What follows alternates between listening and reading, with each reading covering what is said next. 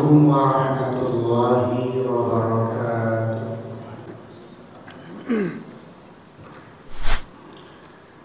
Alhamdulillahi rabbil alamin, ar-rahmanir rahim, maliki yaumiddin, wassalatu wassalamu ala rasulillahil amin,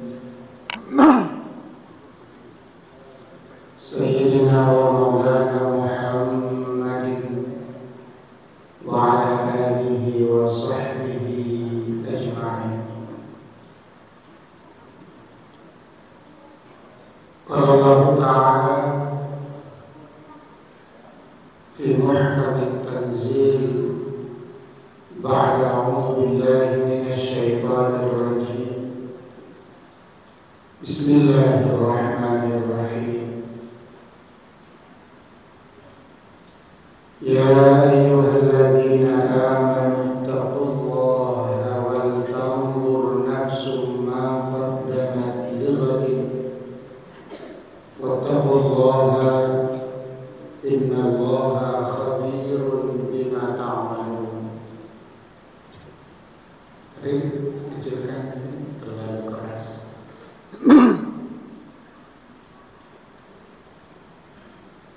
Pertama-tama kita senantiasa mengucapkan syukur alhamdulillahirabbil alamin kepada Allah Subhanahu wa taala, Allah yang menggenggam urusan-urusan kita, yang menggenggam nafas-nafas kita. Alhamdulillahirabbil alamin. Puji syukur kita masuk ke tahun 2024 dan 2023 telah kita tinggalkan sesuai hitungan syamsiah, peredaran matahari. Hari ini kita awal melakukan aktivitas di tanggal 2 bulan Januari 2024. Tentu harapan kita mudah-mudahan tahun 2024 ini adalah tahun yang memiliki atau tahun yang kita harapkan semakin meningkat iman kita kepada Allah Ta'ala, semakin istiqomah kita di jalannya, dan indikator naiknya iman kita adalah semakin cinta kita kepada rumah Allah Subhanahu wa Ta'ala.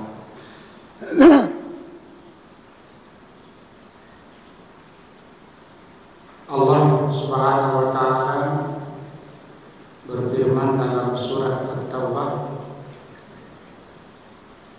innama ya'muru masajidallahi man amana billahi wal yawmil akhir. Sesungguhnya atau hanya saja yang mampu memakmurkan rumah-rumah Allah Ta'ala yang disebut dengan masjid.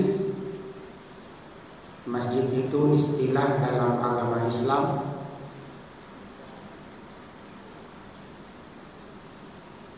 Hanyalah orang-orang yang amana billah, orang yang imannya selalu bertambah, keyakinannya kepada Allah semakin kuat. Dan buktinya adalah salah satu, dia mampu dan bersemangat untuk memakmurkan rumah-rumah Allah Subhanahu wa Ta'ala. Memakmurkan rumah Allah Ta'ala itu banyak hal. Tentu diantaranya adalah salat berjamaah di masjid, menjaga salat berjamaah dengan imam di rumah Allah Subhanahu wa taala 5 kali paling tidak sehari semalam. Dan ini banyak tantangan, banyak rintangan, banyak halangan, dan setiap halangan itu atau setiap orang beda-beda rintangannya, beda-beda tantangannya untuk dapat memakmurkan rumah-rumah Allah Subhanahu wa taala. Salah satunya lagi bisa selain sholat berjamaah di masjid, termasuk juga hadir di majelis-majelis ilmu yang dilakukan di dalam masjid dengan tujuan untuk menambah ilmu, bukan mempertajam perbedaan. Sebab zaman sekarang ini makin senang orang mempertajam perbedaan dalam pandangan. Semakin berbeda, dia semakin nyaman dalam keyakinan atau pahamnya.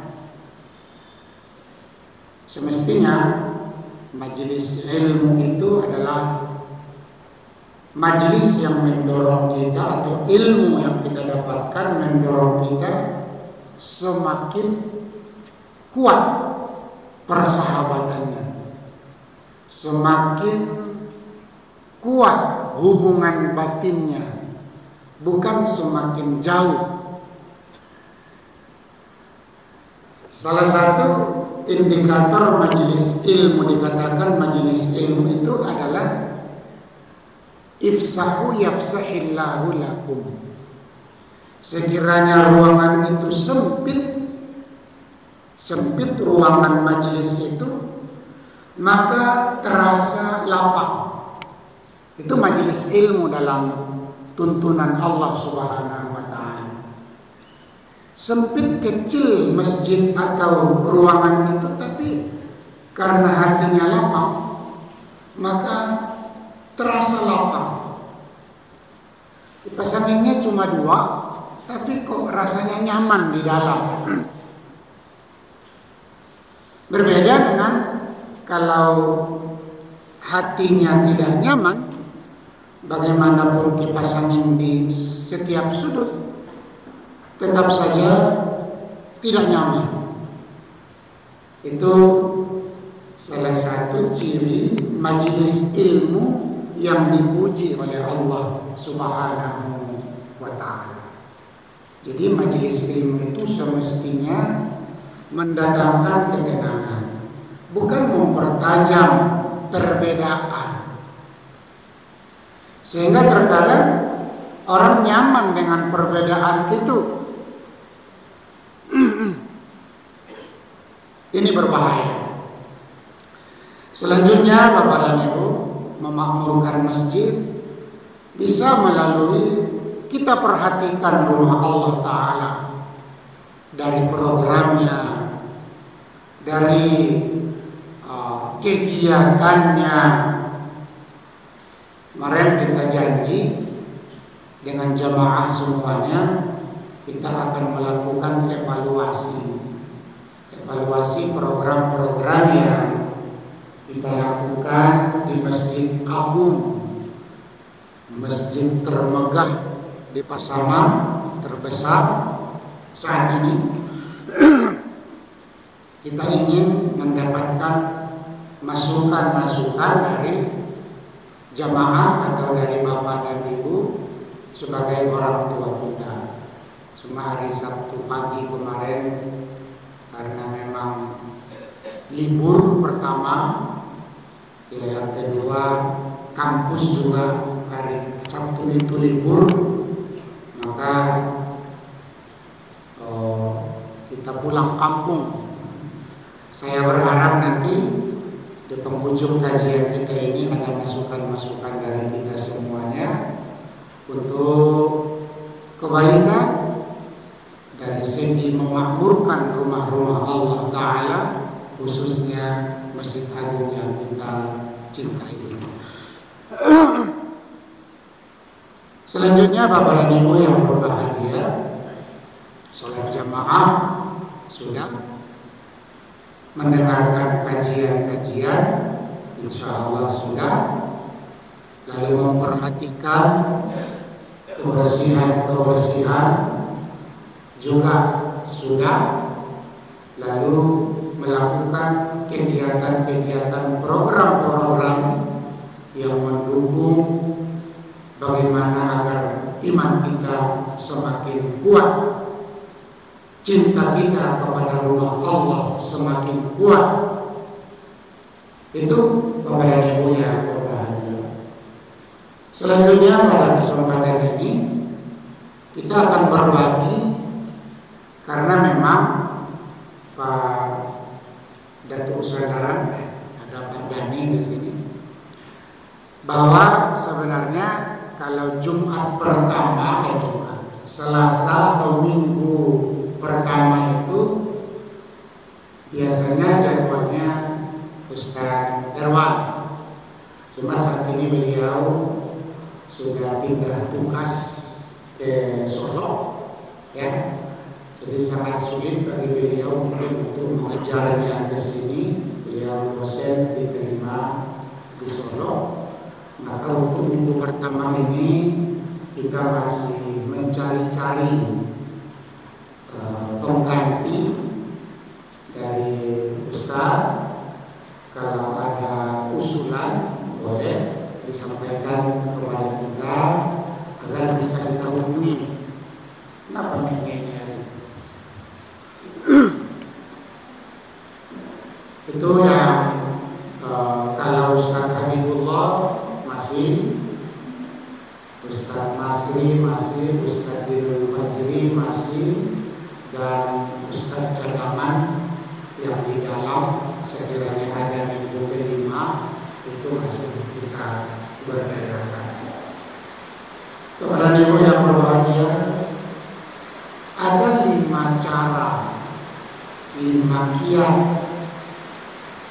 Al-Quran untuk meyakinkan umatnya. 5 cara, 5 kiat. Ini mungkin lebih pasnya ini ilmu komunikasi, ilmu berinteraksi, ilmu komunikasi.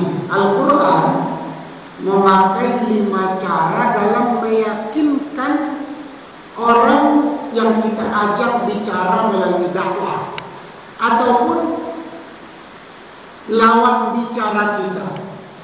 Yang pertama, Al-Quran itu memakai cara mengulang-ulang.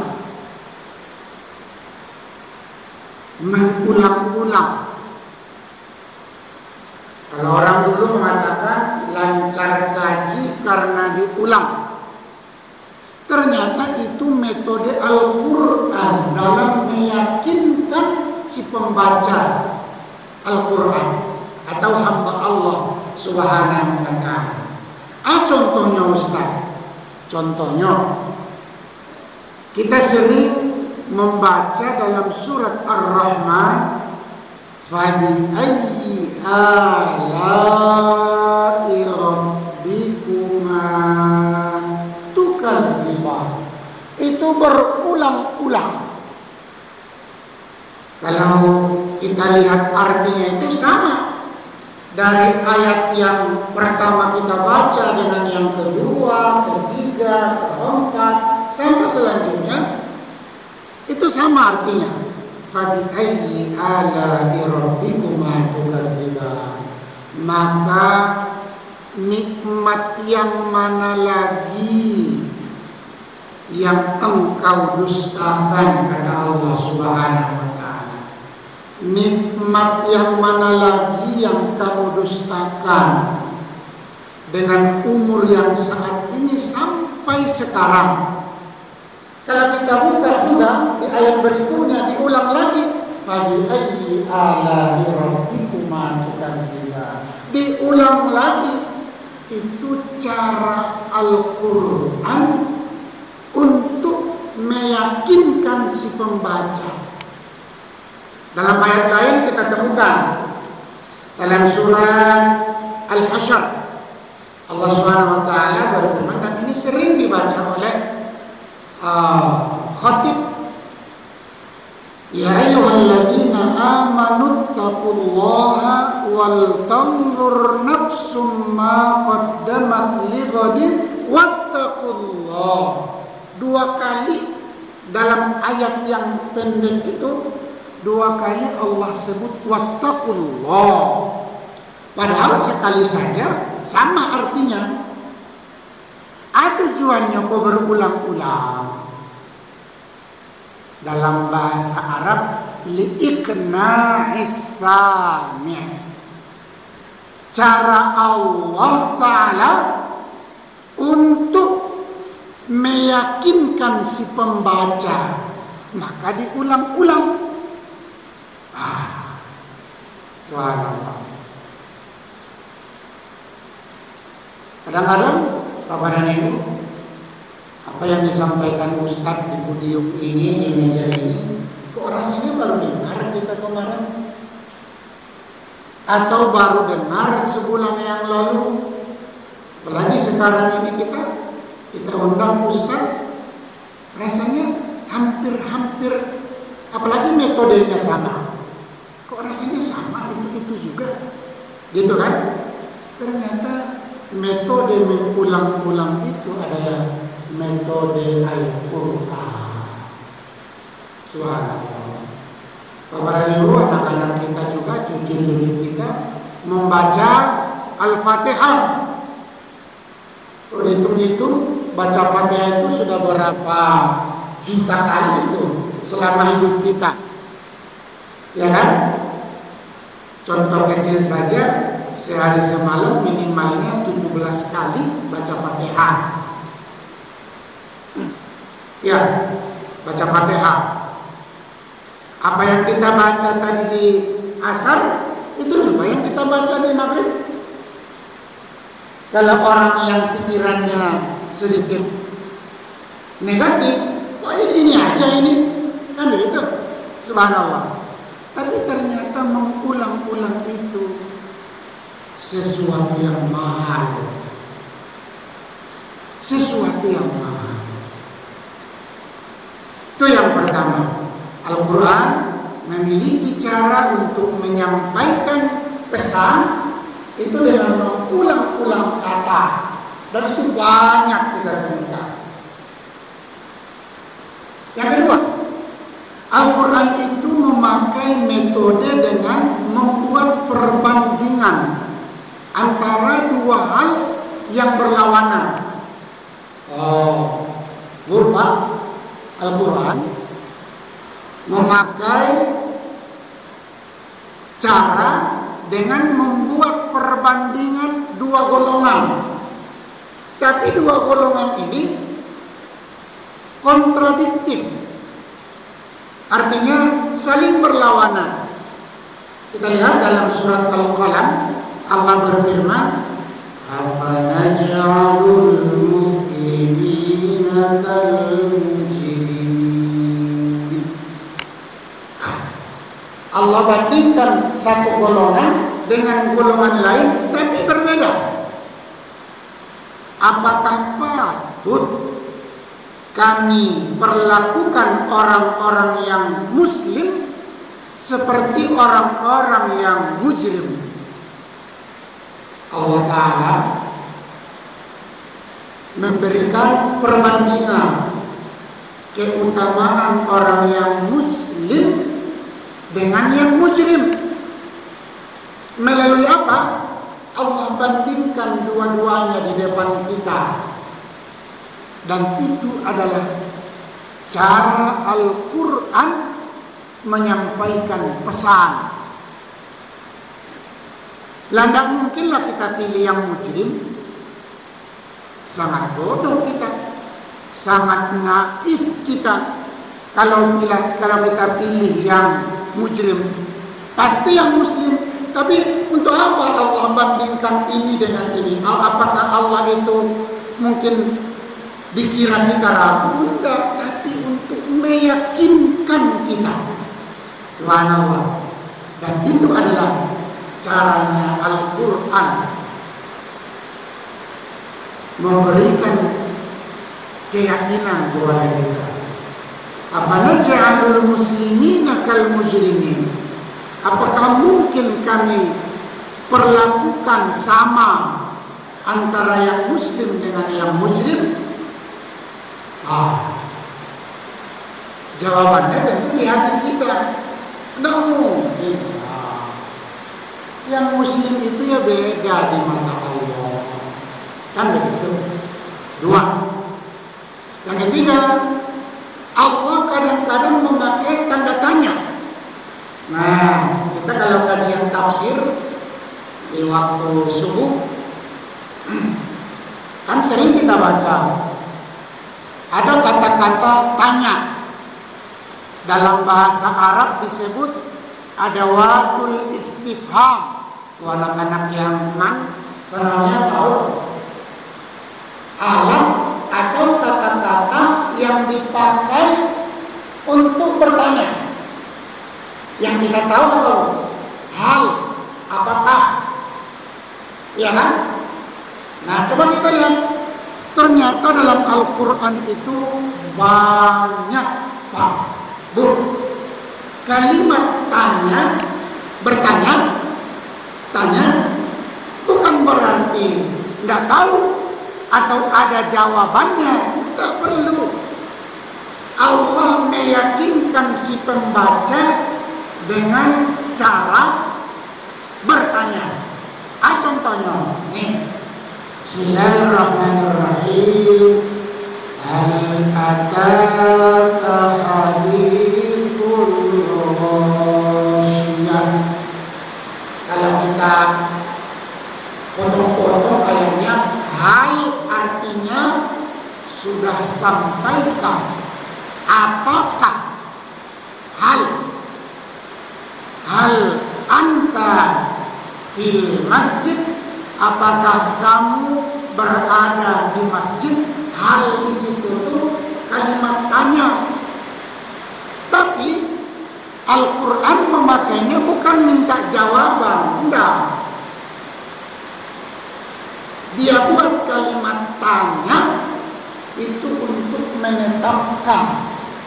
Artinya, sudahkah sampai kepadamu berita tentang Ghasyiyah?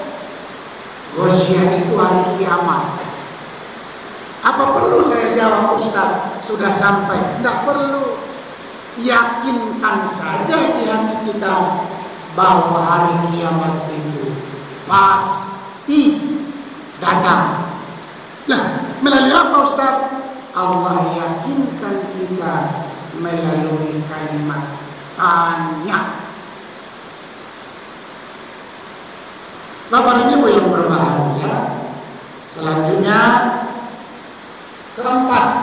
Jadi ada 5. Bukan berarti hanya 5. Masih banyak. Cuma kita cukupkan 5 dalam kesempatan ini.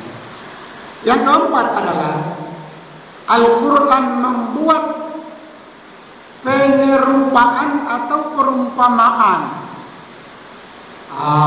Ini banyak kita temukan dalam Al-Quran. Salah satu contoh, Allah sebut orang yang gemar berinfak. Bagaimana Allah mengumpamakan infak kita itu satu tumbuh jadi 700 tangkai. Bahkan yudha'ifu liman yasha. Allah akan lipat gandakan lebih dari itu. Artinya di sini ada pesan. Kalau ada perumpamaan di dalam Al-Quran Allah sebut, berarti ada pesan yang harus kita tangkap sebagai si pembaca. Dalam Al-Quran Allah Ta'ala sebutkan, alam taro kaifa daraballahu mathalan kalimatan thayyibatan kasyajaratin thayyibatin asluha thabit wa far'uha fis sama tu'ti ukulaha kulla hinin bi'izni rabbiha wa yadribu Allahu al-amthala lin-nasi la'allahum yatadhakkarun.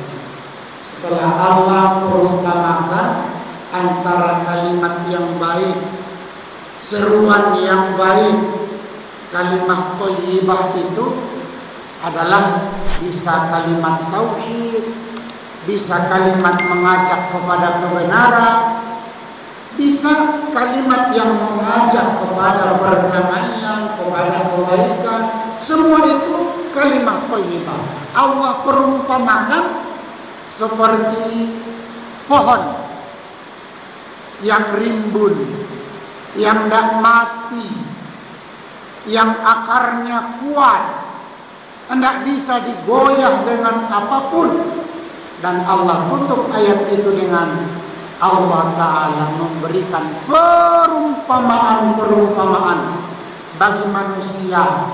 Tujuannya la'allahum yatadhakkarun, agar zikirnya manusia itu berguna, agar zikirnya berguna. La'allahum yatadhakkarun. Yang terakhir Bapak dan Ibu yang dimuliakan Allah Subhanahu wa taala, Al-Qur'an memakai kiat untuk meyakinkan pembaca Al-Qur'an dan mengambil pesan-pesan yang tersirat di dalam Al-Qur'an dengan metode memberi angka dan data. Cerita angka dan data tepat rasanya saat ini kita bicara ini. Al-Quran memakai itu, ada datanya, ada angkanya, kan itu. Ada tanya Ustaz. Nah, coba kita lihat. Kalau kita hitung-hitung, kita baca-baca Al-Quran itu, sembari kita baca Al-Qurannya, kita baca pula arti-artinya. Ternyata Al-Quran itu banyak berkisah tentang cerita dulu. Nah, itu data. Tidak bisa kita pungkiri.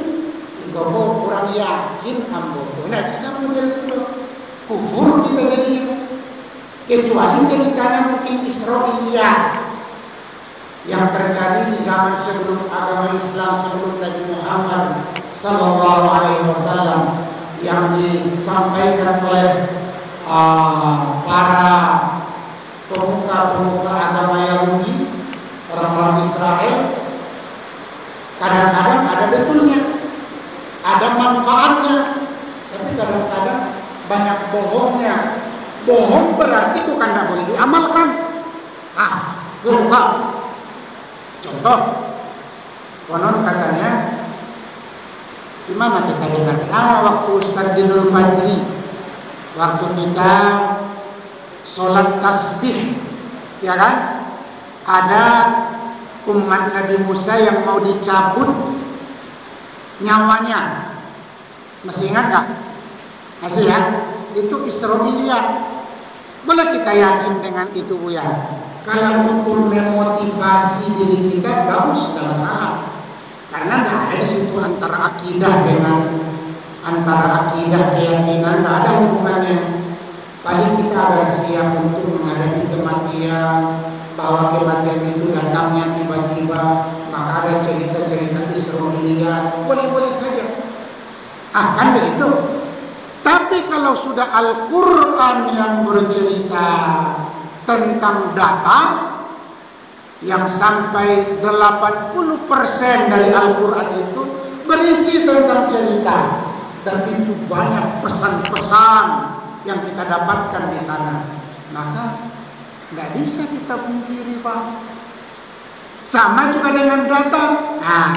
Coba kita lihat dalam Al-Quran banyak cerita-cerita tentang zaman dulu. Allah Subhanahu wa taala, alam nuhlikil awwalin. Contoh, artinya bukankah kami telah membinasakan orang-orang dulu? Itu kan data dan fakta itu. Cerita bagaimana umatnya Nabi Soleh, bagaimana umatnya Nabi Musa, bagaimana Fir'aun, bagaimana apalagi umat-umat yang lain, Nabi Ibrahim berlawanan dengan raja yang menyembah berhala. Itu data dan fakta. Kata Allah Subhanahu wa taala, "Alam nuhlikil awwalin." Data itu, Pak. Fakta itu. Enggak bisa kita. Itu adalah pesan. Harus kita baca. Kalau Al-Quran sudah bicara tentang fakta dan data, maka apa yang biasanya kalau sudah habis cerita itu, apa kata Allah?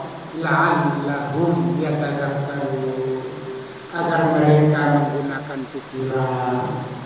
Faksusil qasas, ceritakan fakta dan data itu, la'allahum, agar mereka mengambil iktibar, mengambil pelajaran.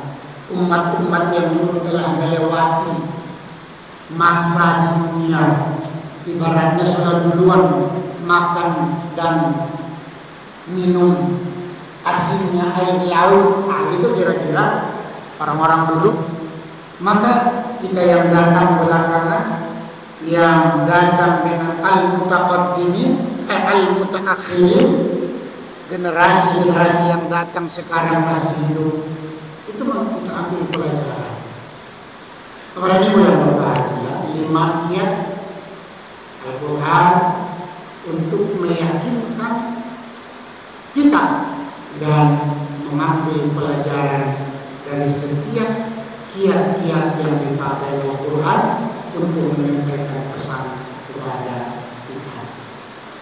Kepada ibu yang berbahagia, mungkin untuk pembuka wirid kita di tahun baru ini, tahun baru 2024. Yang tahun baru mereka Ustaz, kita enggak juga, kita tetap tahun baru. Cuma kita bagaimana menyikapi tahun baru, kita bersemangat. Karena memang tahun 2024 itu atau bulan-bulan apa namanya, kalender, kalau kita sebut Masehi namanya ya, itu mengikuti peredaran matahari. Kalau kita umat Islam, ibadah-ibadah kita itu banyak, bahkan semua ibadah-ibadah kita itu berkiblat atau mengikuti peredaran bulan, sehingga bahasa Arabnya qamariyah. Kalau matahari namanya syamsiyah. Kita menyemangati diri kita semangat menyambut tahun 2024 ini dengan mengintrospeksi diri tentang umur kita, entah masih banyak sisa yang Allah sediakan atau hanya Allah yang Maha tahu umur kita ke depan. Yang pasti, yang sakit sudah banyak yang duluan, yang sehat juga sudah banyak yang duluan, yang tidak punya ikut dahuluan, yang punya juga sudah banyak yang dahulu. Tinggal kita yang masih diberikan kesempatan ini banyak-banyak introspeksi diri, kembali kepada Allah Subhanahu wa taala. Taubat dan taubat. Sebab apapun ceritanya, suatu saat kita harus merelakan semua akan kita tinggalkan. Apapun yang kita miliki akan kita tinggalkan. Yang sisa hanyalah langkah kita ke masjid, ibadah kita yang ikhlas, bacaan Quran kita, hati yang bening itulah nanti yang akan kekal menghadap Allah Subhanahu wa ta'ala. Terima kasih. Kalau ada untuk evaluasi kita ke depan, disilahkan.